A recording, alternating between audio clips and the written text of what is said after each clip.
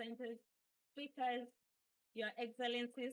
Thank you so much for the inspiring discussion. I think young people have taken note, and we believe that we are going together to work towards in solving this. So I want to give a quick update on what we did in the past few days. So a month ago, we launched a survey to understand the global perspective of young people when it comes to the issue of AI and digital skills. And we wanted to know what are their hopes, aspirations, and what do they consider important when it comes to AI. I'm going to just go through it very fast as I try to understand. We are a little bit out of time, but we can find a place where we can see these results. So you can see from the screen, we have a very good representation of almost 4,268 responses from 128 countries. So thank you so much for those who participated in this. This is very remarkable. And we had a great time just analyzing this. We almost had a near gender parity between male and female with almost 50%. And most of the respondents were around the age of 15 to 24. When it comes to the geographic placement, we see that almost a good number, 60% are placed in urban cities, as opposed to that 2% who are in rural. So it could be an issue of access, or maybe there are more people in the urban cities who have access to the digital tools who are able to answer these questions. Then we look at the level of education. Who are they? So we see that this almost 45% of them are tertiary education. So this is higher education level. And then we see a good number of 42% who represent TVET, vocational centers.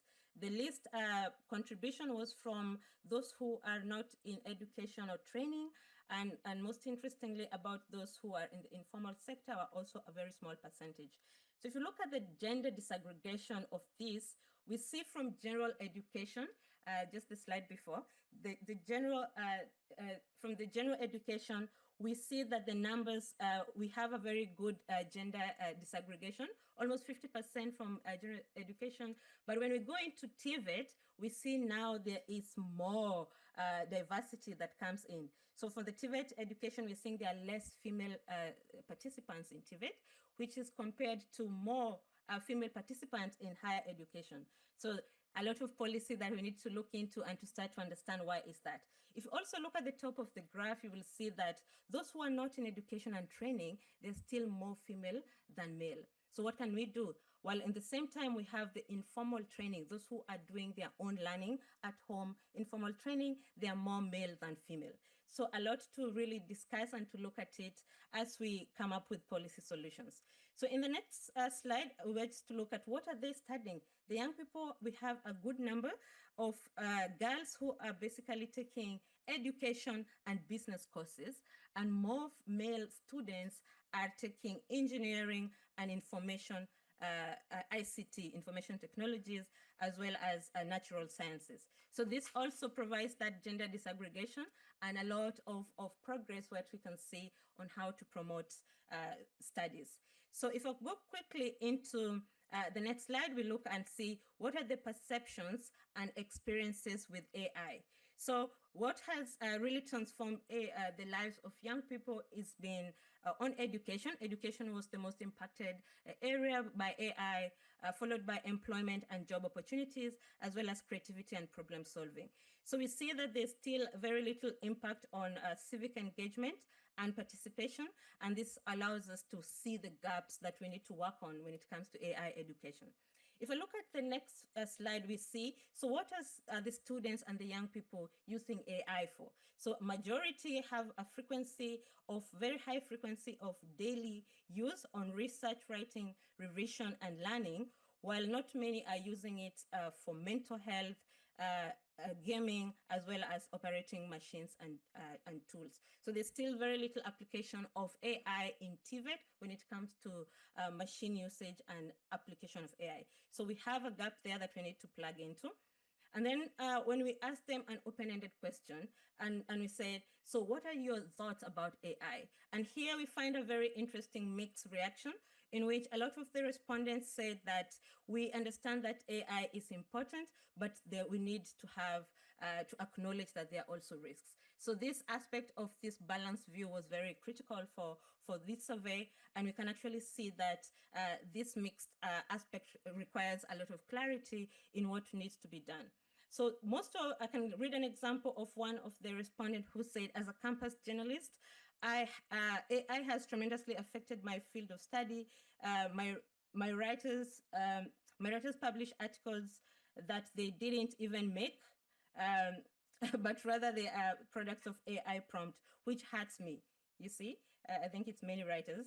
Uh, they're not even hiding it at this point. The art of journalism has been disdained because of artificial intelligence.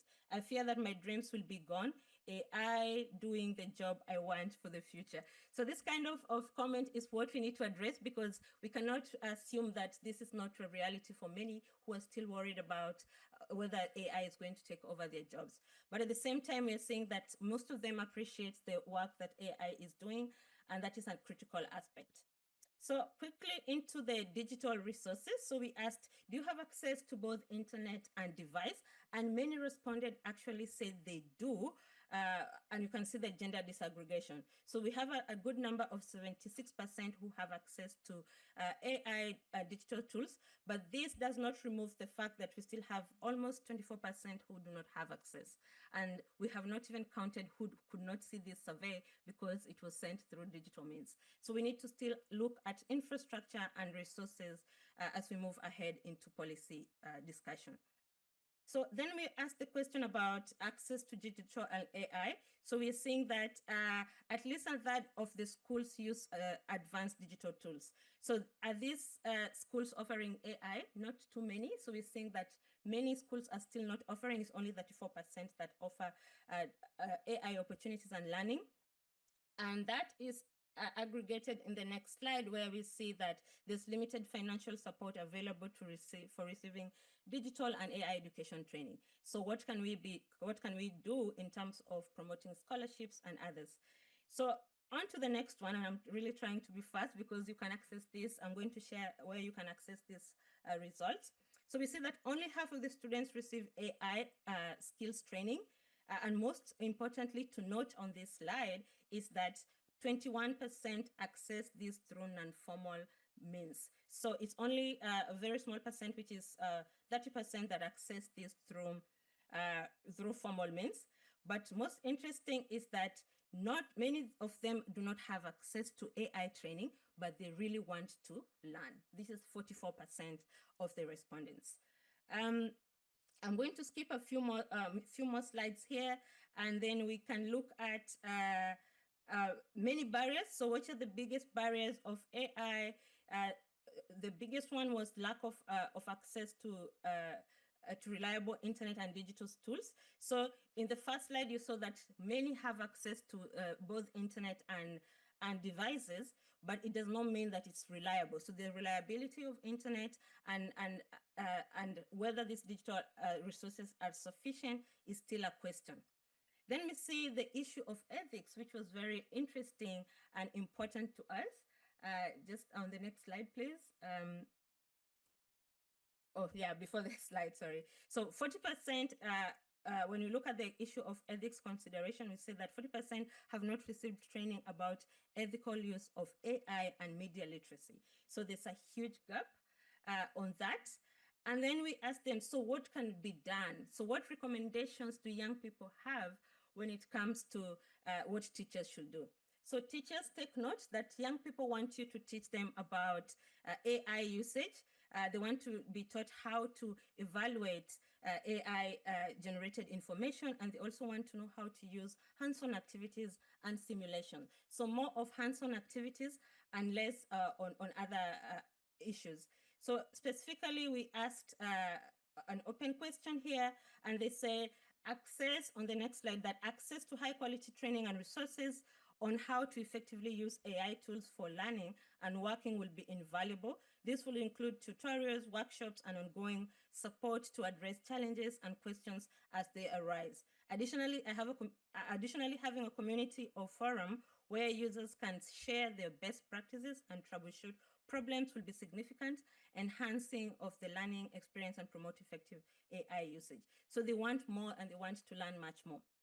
And lastly, they also told us that they really want to be engaged in policy and governance, where you see that currently there's very low engagement when it comes to this phase, and they value this kind of engagement. So they want to be engaged in terms of, they want to training and advocacy of policy around 22%.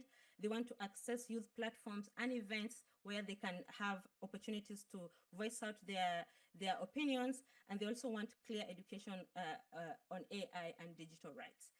And on my last slide, almost last slide, is they say, so we ask them, which message do you want to give to the decision makers who, as we remember in the morning, they're sitting right here.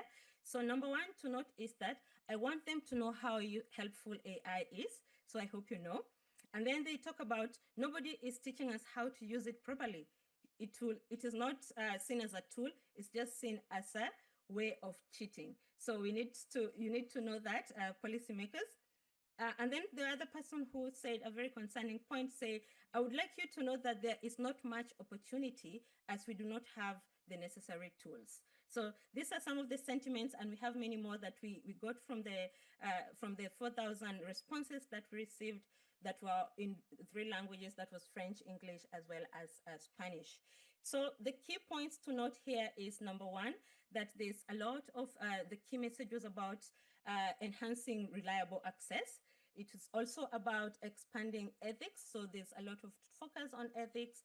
Then this issue about cultivating critical skills, where they want to be engaged much more in human-related aspects. And then there's an issue on include youth in policy. They want to be included, as well as they address concerns on privacy, data, and other biases that comes with AI. So this is the responses from young people, and let's give them a round of applause for being very fantastic in telling us what they wish. So you can access this report on this QR code, and if you miss to get the QR code, we have some flyers outside where we have this QR code. You can access the full report on this. And we'll be very keen to see what are your comments, and we welcome that. And Your Excellencies, allow me to introduce a group of young people who will give us more insights into what they think AI is and why it's important for their lives. We have them with us here, a stellar group of inspiring young people, and I'm going to introduce one at a time. If we could get like 2 more seats, please, as we get this sorted.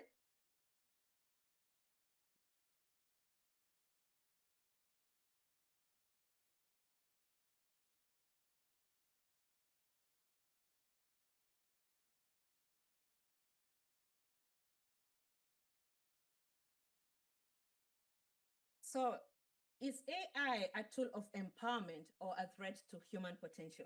And our first young person who will be talking to us today is Abdulaziz Buabdulla. Welcome. Abdulaziz is the world skills champion and a senior engineer at Abu Dhabi Center of Training and Vocational Education and Training. This is Activate, is a UNEVOC center based in the Arab states. And his journey began in the skills competition. Today, he leads AI-driven innovation projects and at the Technology Institute in Abu Dhabi, and he's very passionate about advocacy. A round of applause to Abdulaziz. Thank you for having me. And next we have Ayeni. Ayeni Tobi is from Nigeria, popularly known as MissTechy. He is a self-taught tech content creator whose mission is to demystify technology for all. Since starting her tech journey in 2015, Tobi has built a thriving community through her tech reviews, tutorials, and insights on YouTube and Instagram, and has partnered with big brands like Microsoft, MTN, and MissTechy has become a trusted voice when it comes to tech content and creation. A round of applause to MissTechy. Then we have Franceska Aquilini is from Malta and is a marketing student who is currently pursuing a diploma in Arts, Science, and Technology, MCAST, a UNEVOC center. She has gained hands-on experience in marketing, retail, and customer service, including Erasmus internship in Bologna, and she brings creativity to real-world approaches and everything that she pursues. Welcome, Franceska. Allow me to also present Hira. Hira Shehzadi. She's from Pakistan, is a master's student here at the Learning Planet Institute.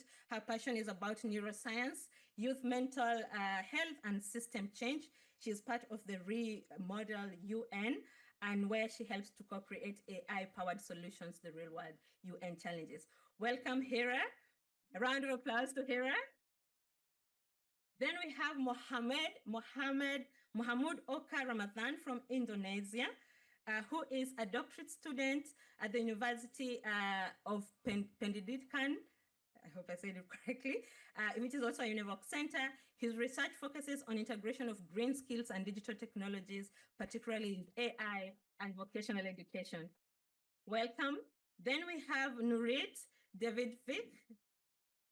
Is it correct? I have not gotten their name. So I'm going to say again, Nurit is from Austria, and she is also a world champion and mechatronics specialist who's pursuing a bachelor's degrees in computer science and digital communication. And she is also an apprentice. She just completed her apprenticeship at Siemens and now working at the Siemens software development team. Welcome. Then we'll have Shweta.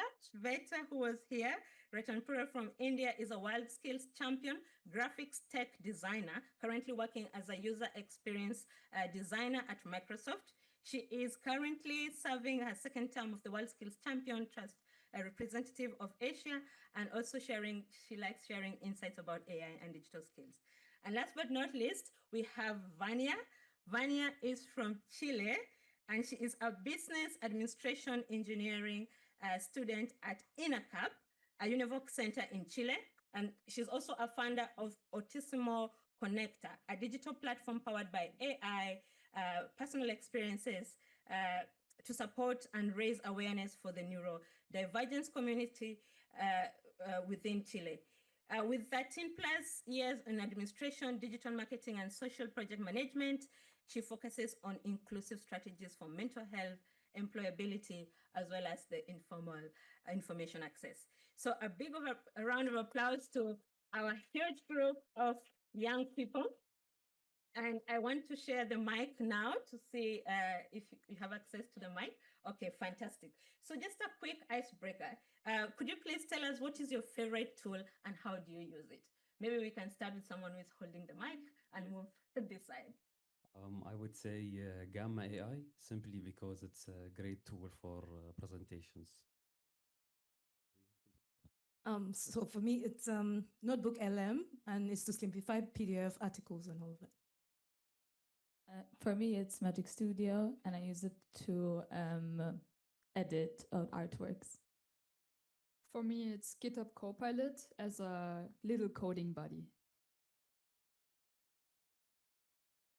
ChatGPT because I can do research. Lovable.dev, it's no coding website made easy. For me, it's Consensus. It's a cross-reference research literature search engine with a real and peer-reviewed resources. Really helps me a lot with the research paper. For me, it's Perplexity because it gives quick, reliable summaries with citations, because in neuroscience research, the citations are really important. So yeah. Fantastic. I hope you're taking notes. Yeah? Because these young people know more than we all know in this room, and we can start learning today and taking notes on how to move ahead. So just a quick question. I want to understand what AI-related skills have you learned that have significantly changed the way that you interact with AI? What are the skills? Because now we know there's so many platforms, but what skills do we have? Do you want to try Nurit, maybe? Yes. So from my side, as coming from mechatronics and computer science, I'm more on the AI skill that has to do with the development or the software implementation of AI.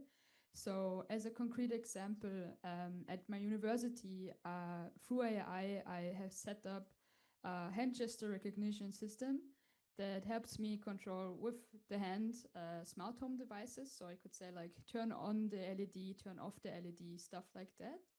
So I've used established AI model to make this. Or at work, we also use AI to make our production maintenance better and efficient. So this is how I evaluated my AI skills. Very good, very technical. And maybe Hira, because you're also in neuroscience, how do you use, what skills have you learned in AI? It's basically the strategic prompting, like the prompt engineering, because it is really important to rightly prompt the AI tool to help us actually understand the scientific literature, to like concise the dense literature and help us create the drafts and proposals, because it ultimately helps me to stay focused on one thing and to help the full insight of the whole article in one view. Yeah. Wow, fantastic. Very interesting. Abdul, is it the same with you?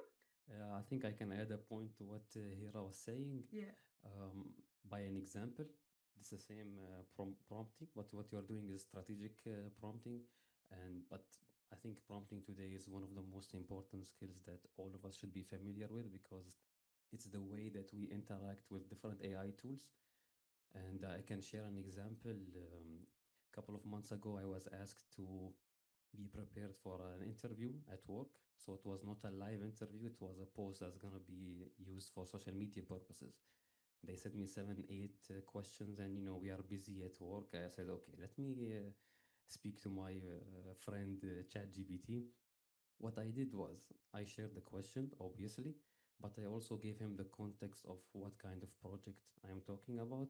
I gave him the tone of the speech. It was going to be used for social media, so it has to be very easy and let's say easy for anyone to understand. So I gave him all the inputs he needs to be very accurate and very efficient. And I can say that even from the first trial, I can get the very close answers that I want to hear or I want to know. So it saves a lot of time if you just know how to prompt different AI tools. Okay. So what I'm understanding is that we all need to learn how to prompt. Exactly. And that is the success factor behind it. Okay, that's fantastic. But we see that even from the survey, communication was the most important skill, which has actually come up 3 years in a row. So beyond even AI and technical skills, there's some other skills that are more important and connect more to human. What would you say? Maybe Shweta, what kind of skills do you think are beyond technical skills? So, just like he said, it's important to know what you want, and that's why prompting is important. But in my skill, which is like a visual skill, say I'm designing a logo, how do I still know what to, give the AI? Sure, I can be descriptive, but I also like to still sketch out my ideas. And it could be very rough, like a quick 2-minute sketch. But then once I input in the AI, it's easy for it to generate like high quality visuals based on this. So I think these skills are still important. Communication, whether it's verbal, visual, it's still important to know. Okay, very good. I know you're Franceska, you're in marketing and you want to have extra skills that are beyond technical. Well, how else do you think you use AI? I think it's important to have public speaking as a skill. It's something that scares me every day, but it's something that challenges me as well. And I had the opportunity at my school to improve on this skill with the amount of presentations that I had to perform, because essentially I have to promote a product, sell it, market it. And so during my journey at school, I was contemplating dropping out, and then I was like, I challenged myself to do it. And it led me to do very well in one of my sales pitches, and then it led me to present at a national skills conference in Malta, and then it led me to here, which is always good. Okay, thank you so much. So this now what I'm saying, of course there's a divergent view. So on one end we're saying that you can actually use AI to just prompt and get all the solutions that you need. So where does creativity go? How do you balance that? You don't end up relying on AI on everything, and there's no creativity at all. So Do you have any comments on that? Maybe Ayeni? So for me, AI does not have a soul, right? And that's where I come in. I have a soul, I have emotions, I have feelings, I know how to apply my creativity and tell a story. And the only thing I feel like AI does is to just assist me, right? So that's where the balance happens. AI is not supposed to replace me, it's just supposed to assist me. So when you see it from that view, or when I see it from that view, I'm not using it to think for me, I'm using it to think with me. So I think that's the most important factor that I apply when it comes to my creativity. Scripting as business owners, for example, is just supposed to help you, right? So once you see it from that point of view, it would make a lot of sense. So that you bring in but exactly how do you bring your creativity? So for example, I remember I did a video, it's a mannequin video. So for people, business owners that sell clothes in their stores, I found a way to use AI to make the mannequin dance. So you know how you go to a store and maybe business owners are taking a picture, just normal pictures. This time around, you can transform that picture and make the mannequin, that's the model, dance to sell your clothes better. So imagine if you see that video on social media, you'll be more inclined to watch the video or buy the clothes, right? So that way it just comes in, it assists. And I feel like it does a lot more for businesses, right? No more stressing yourself, hiring a big team to help you to write your script for your business. You can just allow AI help you in some areas to tell your story better or to tell my story better. So that comes in. Okay. And Shweta, you're in this field, this is like your day-to-day bread in terms of user experience. How do you get to balance creativity with AI usage? So just like Ayeni said, it still has to be you. AI is an assistant, and the faster you start to see it that way, the less scared of it you'll become. You'll understand that you'll be able to make everything so much faster, more productive, but you still need to have the soul, like she said.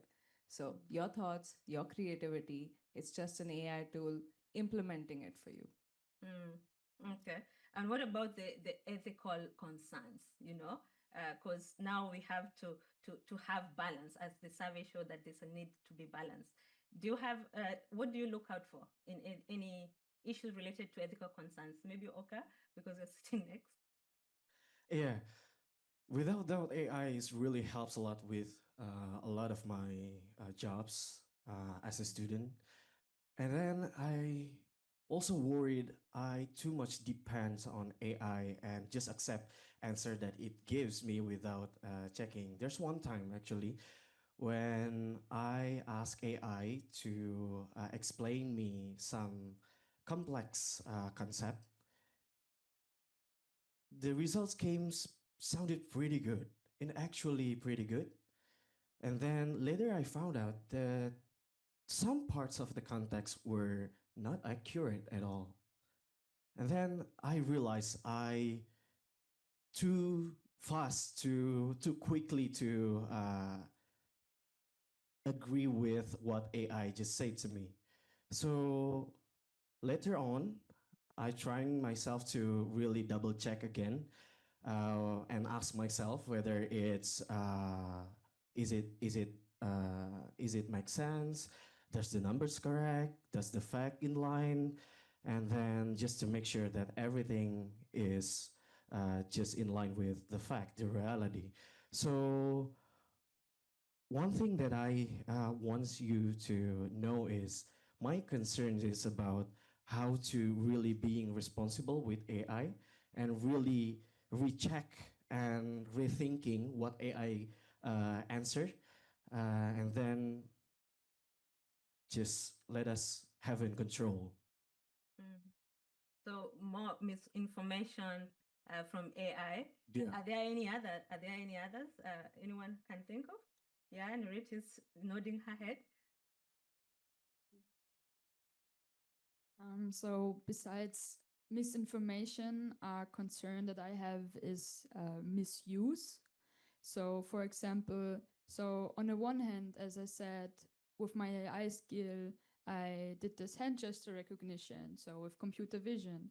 But the problem that I fear or that my concern is using images or videos of me or of people and that people mistreat or misuse it. For example, with deep fakes there that has almost cost people's career, or fake news, like seeing a post and thinking this is real and then seeing, oh, this is not real, and this like also messing up with our thoughts about maybe politics or how we vote.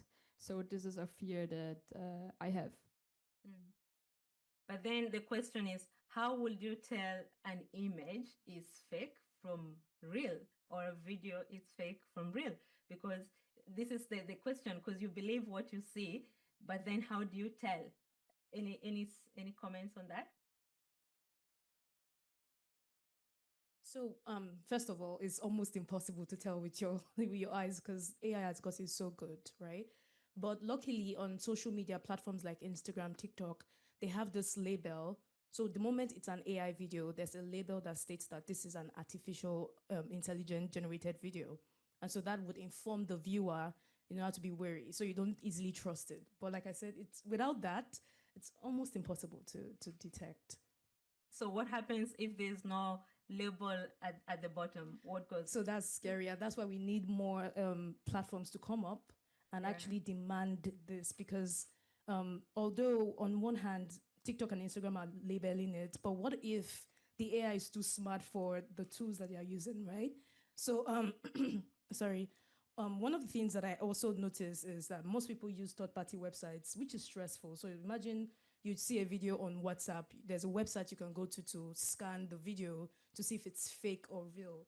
But to be very honest, my parents will not go through that stress, right? The average person would not go through that stress. So we still need to double check, right? What I would advise is always fact check whatever video you see. Check online, like do like a reverse image search to see if there are other platforms carrying that same story so that you don't get fooled by AI. Fantastic.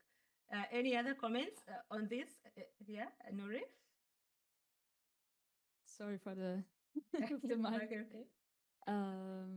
But like another thing that came to my mind after she said that, in general of like regulatories and safety and stuff like that, I have a driver's license, and when I was driving like a car or something, I was thinking, okay, I'm happy that I have my seat belt, because I know if there's some accident, I don't get hurt that fast, or that I have airbag coming out, or that the doors are more secure than 50 years ago. So if I think of a car 50 years ago, how my parents tell me, yeah, they didn't have any seat belts, they didn't have any airbag, and they still struggle to put their seatbelt on. But I think for myself, I'm very happy that I have all this security, because I can drive the car happily. And the same way, I want to use AI happily, but I think we're in the process of developing and finding out what are the seat belts and what are the airbags that we need when it comes to AI. So more will come. It's in the early stage. So this is not the end. We are still going to discover much more. Yeah. But in terms of privacy, because this is one of the areas that was not addressed a lot in the survey, and it feels like there's a huge gap between ethics, privacy, and data protection. What comes to mind when it comes to your own rights that AI can actually collect data from you? What are these rights? Do you know? And how can you navigate this? Anyone? Yeah.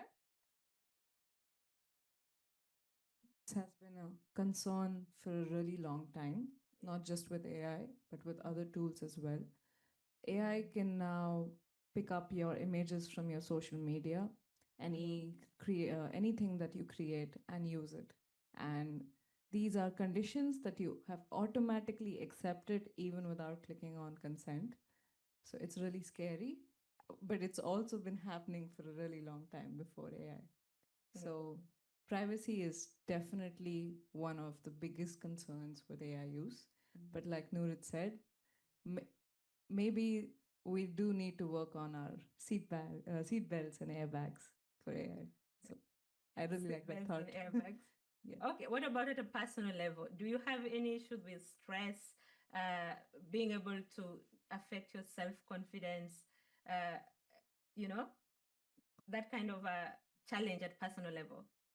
Maybe I can answer this question from an engineering perspective. So I work in an advanced research center, and every day we face new challenges, new responsibilities, and we have new ideas. So sometimes sitting in a meeting room, you cannot understand anything because it could be a new project or a different category of projects.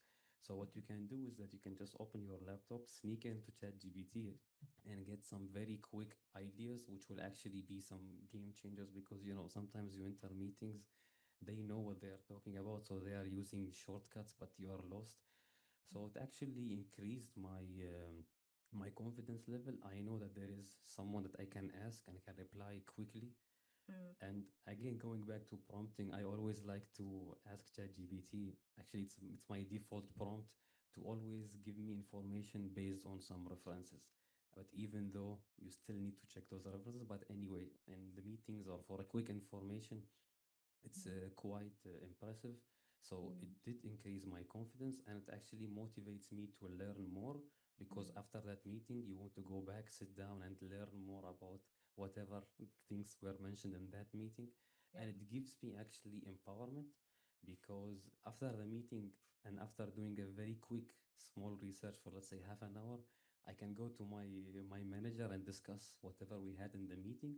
He would think that I knew what was going on at that time, but I didn't. But it's just me pursuing, let's say, knowledge. So I would say yes, it does increase confidence, reduces stress, and yeah, boosts my motivation. Fantastic. And I think I'm looking at Vannia at the end there, and I know you work a lot on projects that are more inclusive. So how can we best use AI to be more inclusive, especially in the context that you come from? Okay, so I don't speak English, but my assistant, I gonna do it for me. Okay. Okay. Okay, I just use, please. Okay, one moment. Hey, stop.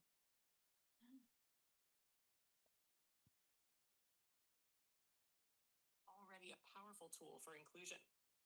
My English is very basic, but thanks to artificial intelligence powered tools, like the one I'm using right now, I can communicate, express my ideas, and participate in global spaces like this one. I, as a mother of a child with autism and founder and chief executive officer of AutismoConnecta.cl, have seen how artificial intelligence can open doors for people who have been historically excluded. Tools like voice recognition, visual learning aids, or augmentative communication applications are already helping neurodivergent children learn and express themselves in their own way. But inclusion is more than just technology. It is about empathy, language, and dignity.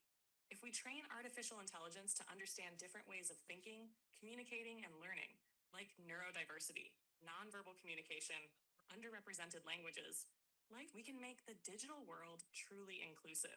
Imagine an artificial intelligence that adapts to you, not you to it. That is the future we need to build. A round of applause to Vannia.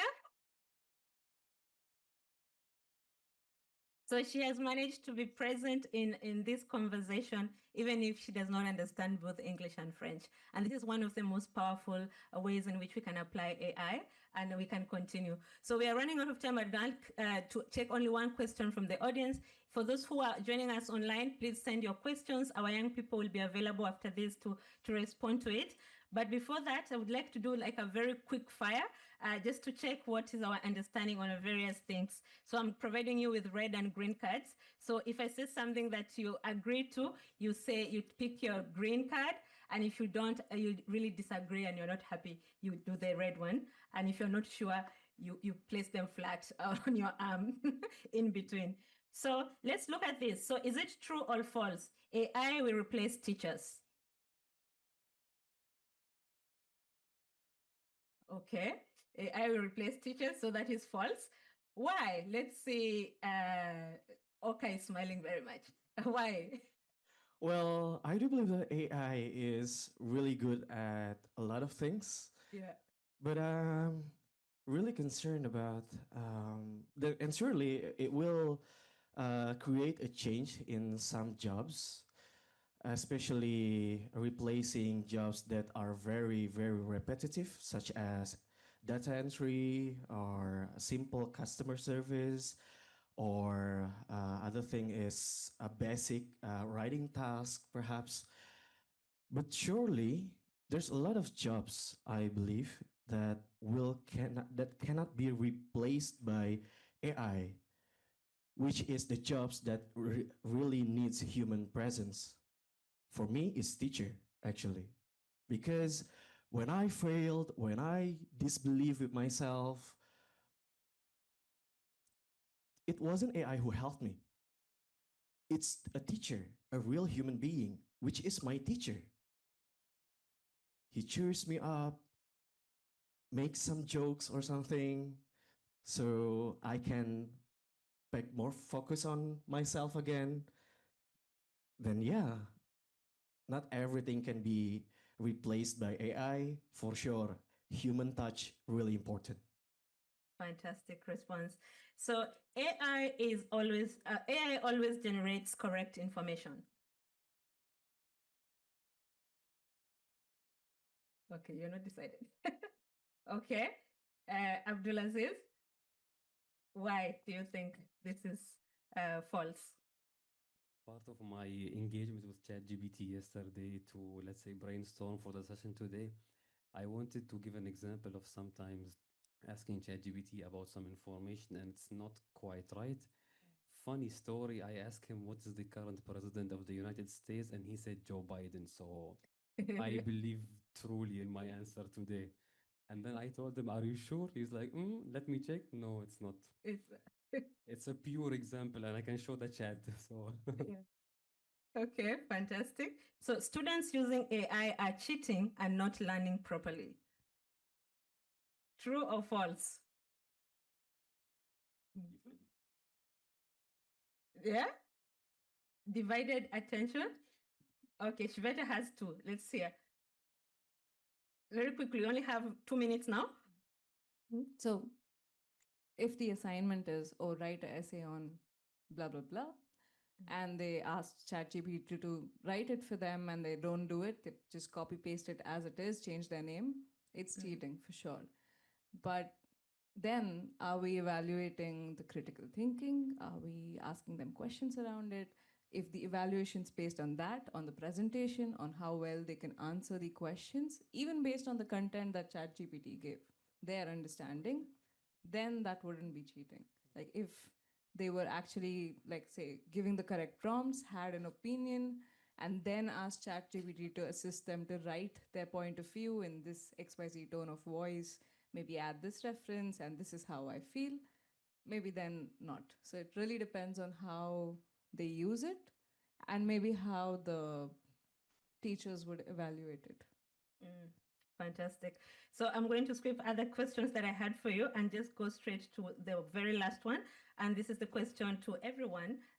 Could you please share like one of your personal slogans when it comes to AI that can help other learners and other young people like you to really know how to adapt better? So let's start with Nurit here and we quickly go through the stage. Please don't base your knowledge on AI. Extend and multiply your knowledge with AI.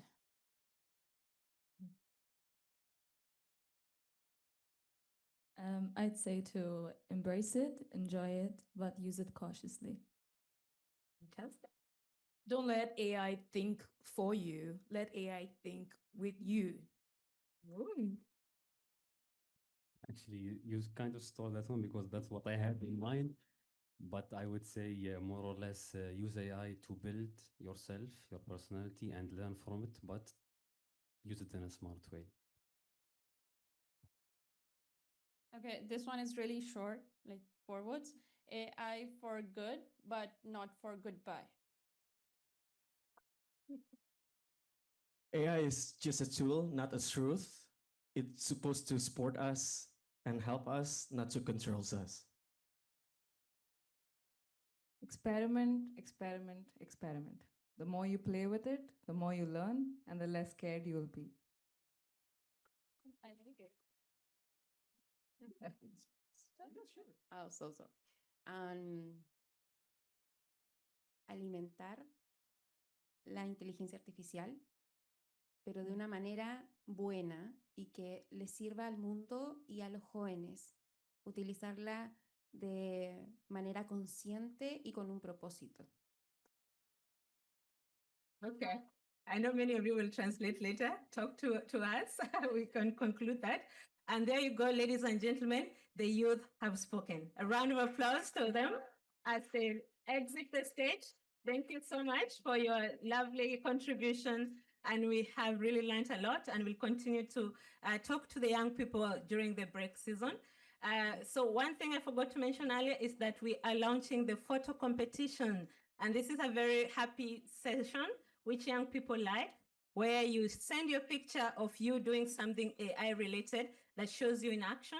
And we have 3 winners who can get money prizes, and your work is going to be used in many UNESCO publications that we are going to use it in pictures. So be sure to check out our webpage and participate in the Skills in Photo competition. And as we move ahead, we still have a lot in store. Remember, I asked you the question, what is World Youth Skills Day? Has that been answered? No? Should we start the program? What is World Youth Skills Day? I think that was answered. We talked about why does it matter? That also was answered. Where have we come from? And we spoke about another component that was important, which was the Global Skills Academy. So that is going to come next in a few minutes. We want to know what it's all about, and my colleague is going to facilitate that, Soledad. But before we do that, let's watch one video of Young Voices. We held a video campaign for the last 1 month, Youth Voices campaign, and it was developed by one of our volunteer youth from Kenya, Mohamedin. Welcome and watch with us.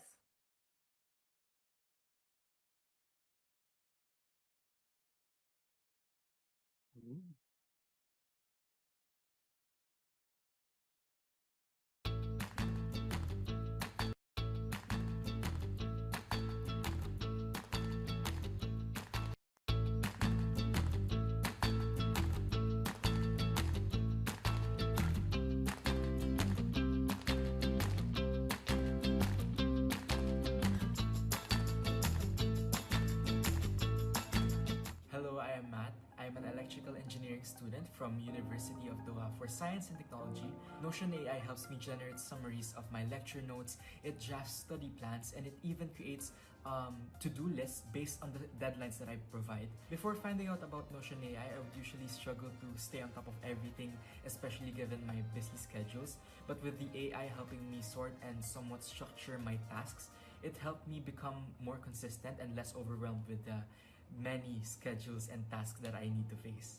So I could say that AI didn't necessarily replace the work that I do, but it made it a lot easier to focus, to plan, and to actually follow through with what I need to do.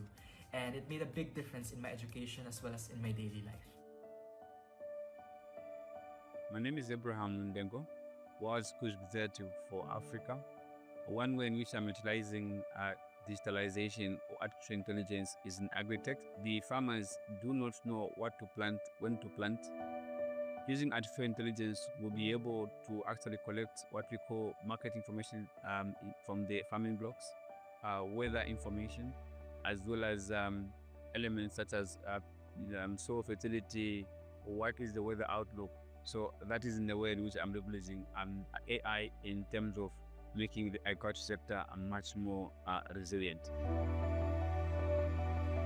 Today I want to talk about how artificial intelligence is helping improve mental health and well-being. Many people deal with stress, anxiety, and depression. AI tools are becoming powerful ways to support those who need help. For example, AI chatbots can have conversation with users offering emotional support, breathing exercise, or simple advice.